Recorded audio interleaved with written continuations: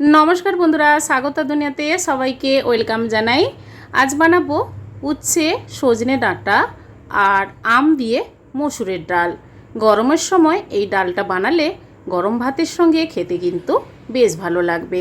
চলুন কিভাবে বানিয়েছি দেখানো যাক। সজনে ডাঁটা উচ্ছে আর একটা আম নিয়েছি।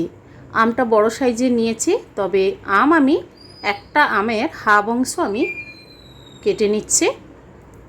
ছোট ছোট পিস করে কেটে নেব। উপরের দিকে খোসাগুলো আমি এভাবে কেটে নিচ্ছি বটি দিয়ে, আপনারা ছুরি দিয়ে কেটে নিতে পারেন। উচ্ছেও দুদিকে মুখটা কেটে গোল গোল শেপে উচ্ছেগুলো কেটে নেব।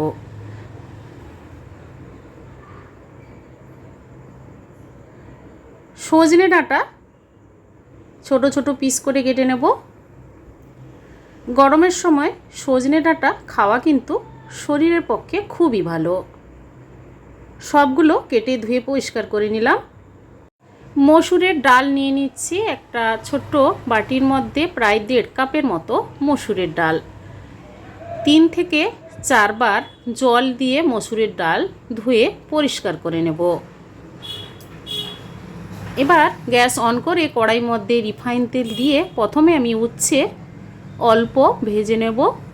হলুদ গুঁড়ো সামান্য পরিমাণ আর লবণ অল্প দিয়ে নাড়াচাড়া করে উচ্ছেটা ভেজে তুলে নেব।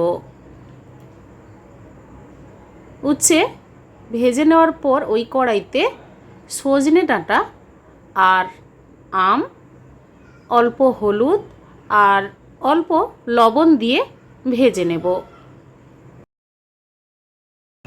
এইভাবে ভেজে মসুরের ডাল বানালে ডালের টেস্টটা কিন্তু ভালো হয়।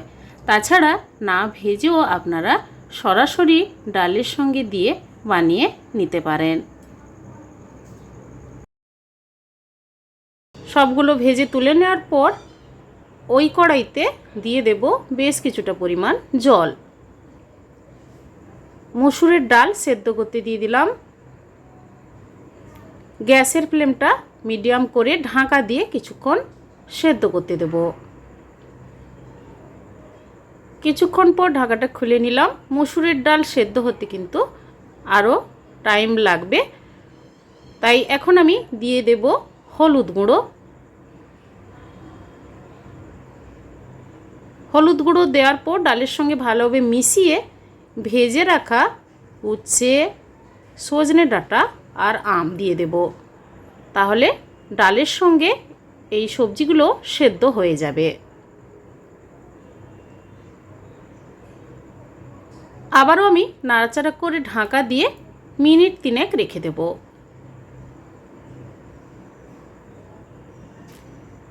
কিছুক্ষণ পর ঢাকাটা খুলে নেওয়ার পর দেখুন আম সেদ্ধ হয়ে গেছে।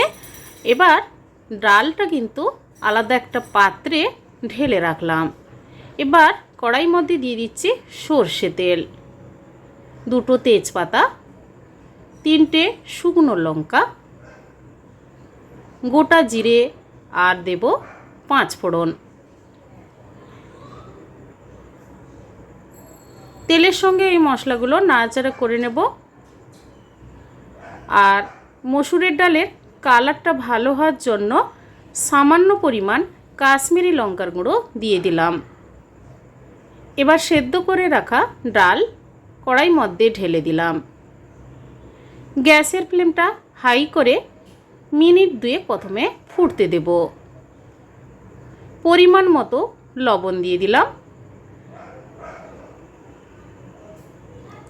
নাড়াচাড়া করে কিছুক্ষণ ফুটিয়ে নেওয়ার পর আলাদা একটা কড়াইয়ের মধ্যে আমি কিছু পেঁয়াজ ভেজে নেব সবার লাস্টে এই মসুরের ডালে দেওয়ার জন্য।